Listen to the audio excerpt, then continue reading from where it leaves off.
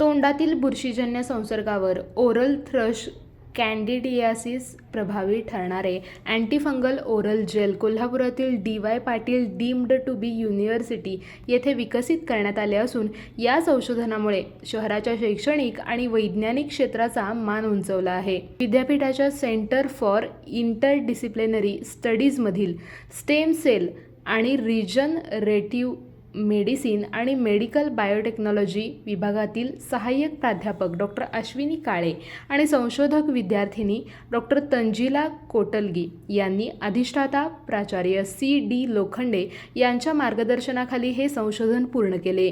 या ओरल जेलमध्ये 2-डिऑक्सी ग्लुकोजचा वापर करण्यात आला असून ते तोंडातील फंगल संसर्गावर प्रभावी ठरणार असल्याचा दावा संशोधकांनी केला आहे. उच्च मात्रेतील अँटीफंगल औषधांमुळे होणारे दुष्परिणाम टाळण्यासाठी हे जेल विशेषतः उपयुक्त ठरणार असून HIV रुग्णांना याचा मोठा फायदा होण्याची शक्यता व्यक्त करण्यात आली आहे. या संशोधनामुळे उपचाराचा कालावधी आणि औषधांची आवश्यकता कमी होण्याची अपेक्षा आहे. हे संशोधन विद्यापीठ अनुदान आयोगाच्या ज्युनियर रिसर्च फेलोशिप योजनेअंतर्गत करण्यात आले असून विद्यापीठ प्रशासनाने संशोधकांचे अभिनंदन करून पुढील संशोधनासाठी शुभेच्छा दिल्या आहेत.